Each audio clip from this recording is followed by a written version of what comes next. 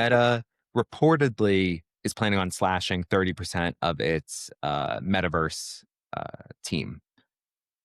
What are your thoughts on that? Because I know you are very bullish on the metaverse. Well, I'm bullish on the way in which Mark Zuckerberg is building out their teams and focused on various different areas. And I'm so curious because they haven't, like, Mark and Meta haven't commented on this 30% report, right? I don't. I haven't seen anything. I think it was just like rumors so far. Yeah. So, I mean, I could see them, for example, repositioning talented people from like focusing on the metaverse to focusing on AI and other areas. And like maybe 30% of the teams are getting moved around, or 30% of the members that used to be focused on metaverse are being focused on AI.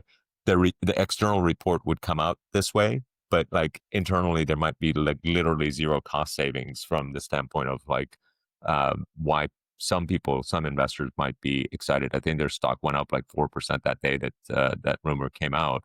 Yeah. Um, Maybe expecting that they're going to save a ton of money all of a sudden, and that's all going to go to their bottom line because they've been spending upwards of like what $20 billion a year on the metaverse, maybe more. But like I suspect this is not a uh, $5 or $10 billion annual savings that's going to flow to the bottom line. Instead, I think it's going to be just moved around and shifted focus, which I think Yeah. is probably the right call, right? I feel like I trust Mark's judgment in that sense that like let's focus more on AI. Let's improve.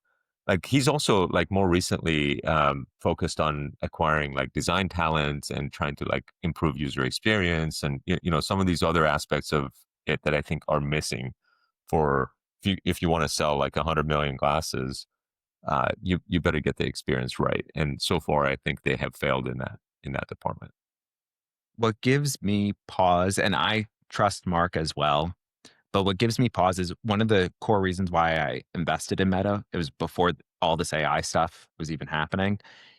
It was that they, whether they said it or not, they knew that social media was dying less. It's becoming less relevant than it was a decade ago. And they knew they needed to pivot. So it was pivoting into the metaverse, pivoting into AI. So I don't want them to take their foot off the gas for either of these industries, because while the metaverse hasn't necessarily taken off, I do think the products are great. Like, I have a Quest Pro, Right, uh, right.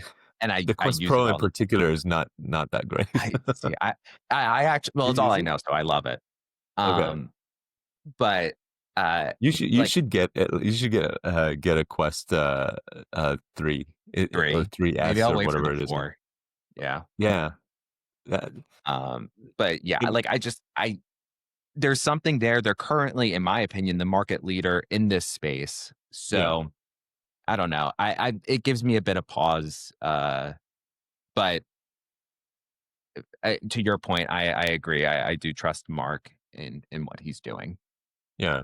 I think there's like a really good opportunity for like an incredible AI augmented reality experience with especially their new glasses that they have come out with that have the displays. But also with the VR version where you could have like a character, like as soon as you put on the VR, like a character could, like be displayed in front of you that is basically your AI oracle. Yes. And it's like, what would you like to do? Like, and you're having a conversation with it and it can actually do all kinds of stuff. And if they put together an interface like that, I think they could have a killer product on their hands with both a VR version of that, where it's like completely immersive and you can start working on documents with the help of this character that's like, Jarvis essentially that is with you all the time. And, yeah, Do you what, know what, the video game Mega Man? uh-uh, what is that?